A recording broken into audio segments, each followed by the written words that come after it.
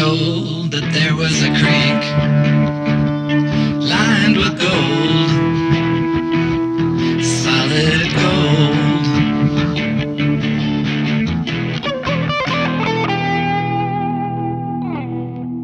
Welcome back, everyone. Glad to see you for Season 2 of the Three Muska Miners. This season, we're traveling to Idaho, and we're going to explore several GPAA claims. We're going to start at Leggett Creek, and we're going to explore the USA claim. Here's where the USA claim is located. We're going to visit the end of the road claim that was newly added. Here's where the end of the road claim is located. Then we're going to travel north up near Pierce, and we're going to explore the GPA claims on the Oro Grande. It's quite steep terrain here at the Chamco claim. We're going to spend the majority of our time on the Na'Kohe Morningstar and also look at the Owanchaya claim as well. It's mid-October and the Three Muska Miners are traveling to Idaho. We got a lead on a private claim that might be good, so we're going to come out here and investigate and see what we can find.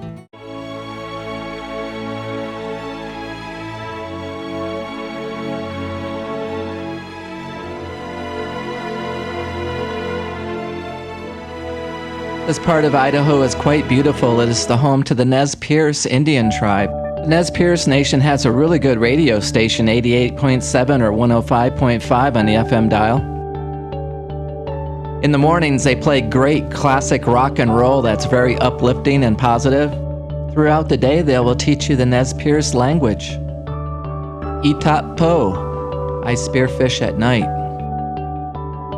Idaho is rich in beauty and history. We are leaving Grangeville, coming down the grade to the South Fork of the Clearwater River. We need to turn right onto Idaho Highway 14 to get to Elk City. To make this turn, continue straight a couple hundred feet, and there will be a turnout area for you to turn back around to Highway 14. Before 1904, trails were the only means of access into the Elk City district. That year, a road was completed from Stites, a railroad point on the Clearwater River, to Elk City by way of Newsom, a distance of 58 miles, and a branch road was extended to Golden on the South Fork. This is the road going to Elk City off of Newsom Creek for the stage line. Placer gold was discovered at Elk City along Newsom Creek in 1861, and by fall, over 2,000 people had flocked to the new diggings, as prospectors rushed from Pierce 2 years before the formation of the Idaho Territory.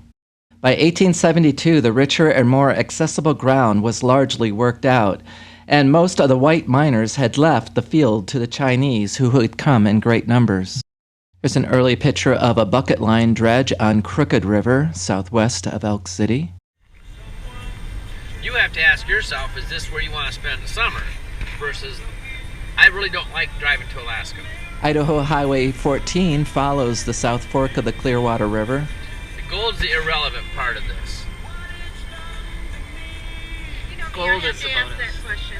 Right. But I mean, can you see yourself, we want to travel, we want to do things. It doesn't mean we have to, if we can only dredge for 30 days, so we're here for the 30 days of dredging and try to do some high banking, but then we can venture off to do something else. You got other things to do. Do some traveling. We don't want to be in Arizona, even though we're not going to live there for a long time. We still want to travel. This is pretty. I mean, I like this. Yeah, I do too. More than Alaska, sorry to say.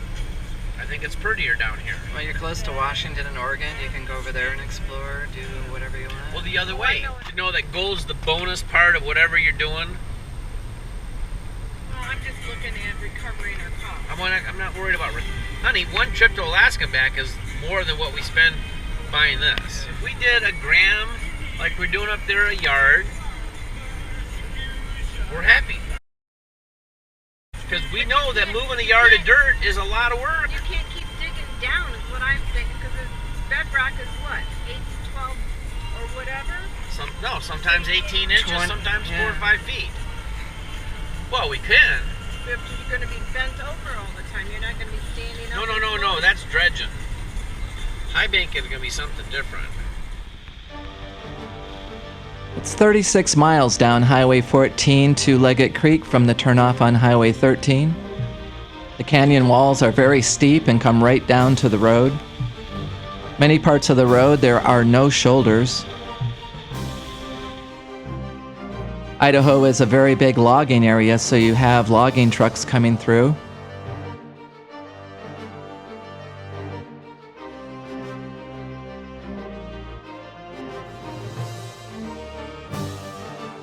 Trees grow right up next to the side of the road.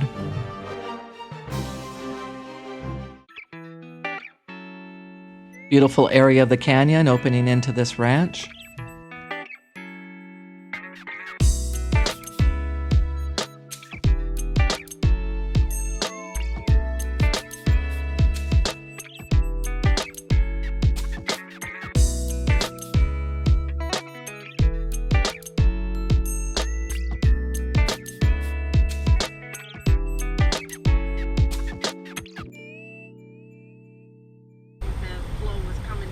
Well, because on the other side, the gold was in the gravel beds, remember?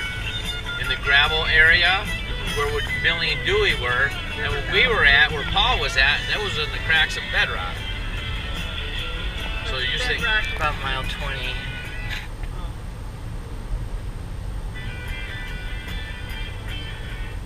The Eagles have a large box set coming out.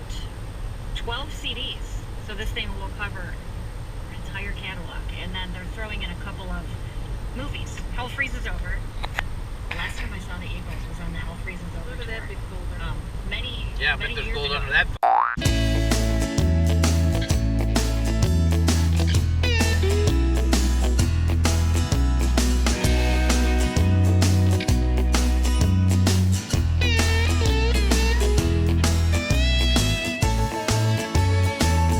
There are many creeks on either side of the South Fork of the Clearwater River with falls and very beautiful scenery.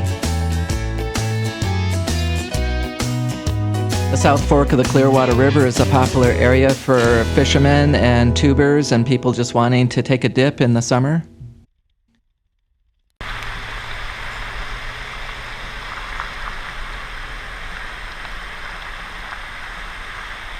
Big rocks down there.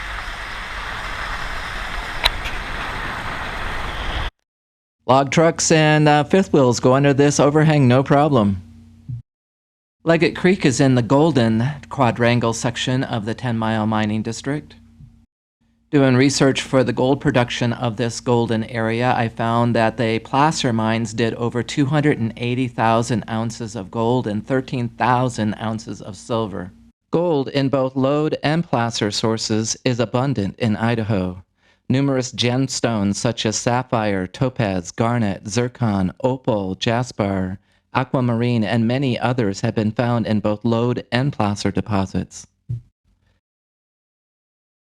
Idaho County spans the River of No Return and Selway Bitterroot Wilderness and includes both the eastern and western borders of the state. Its geology is complex and diverse. The main Salmon River was called the River of No Return back in the early days when boats could navigate down the river but could not get back up through the fast water and numerous rapids.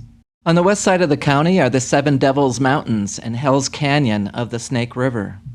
The rocks here are Paleozoic, metavolcanic, and metasedimentary rocks from accreated terrains that formed in the Pacific along the Idaho Suture Zone, which runs north-south through the Idaho County following the Clearwater River. East of the suture are the Clearwater Mountains, underlain by Proterozoic and Paleozoic rocks with an affinity to North America and intruded by the Cretaceous Idaho batholith. Northwest, striking faults parallel with the Trans-Challis Fault Zone cut this county southeast of Elk City. Along the divide between Leggett Creek and Newsom Creek, there is a fault line and tertiary gravels. These tertiary gravels are quite something to see. Here's an aerial view of Leggett Creek Campground with Highway 14 in the distance, and off to the left is Leggett Creek Road. Leggett Creek Campground is actually made from the tailing piles of a dredge that went up Leggett Creek about a mile. So this whole campground are tailing piles from a dredge. The owner of the claim has taken us around the area and showed us where everything is at, so we're going to run down here to the creek and do some testing and see if this is a viable option for us. When the Chinese miners had worked over the ground left by the white miners, as well as many of the old tailing dumps, they too left the county. Since 1900, some of the more extensive low-grade placer deposits have been worked by large-scale mining methods. Large-scale hard rock mining began in the 1890s and kept Elk City prosperous to some degree up until about World War II, when all gold mining was halted. Before 1904, trails were the only means of access into the Elk City district. Following the gold mining era, timber, ranching, and tourism have kept Elk City from becoming a ghost town, keep the town alive for over 150 years. Gold can be found all throughout this area. Gold panning in the creeks and rivers around Elk City will still produce some nice gold today. Lode mining came secondary to the rich placers here, but the potential places to look for gold in this area are endless. Just south of Elk City on the Red River, many miles were worked with bucket-line dredges. Hydraulic mining was also used extensively in many parts of this area. Some of the richer placer areas were worked over completely by the white miners who first arrived, and then later reworked by the Chinese miners. We could spend a couple weeks in here with a chainsaw. Yeah, I was thinking that too. First week is chainsaw. We ain't found any color yet. The amount of gold that the old-timers needed to stay interested was a lot more than the gold that we need now at today's gold prices. Even these seemingly small prospects can be quite rich if you find the right one.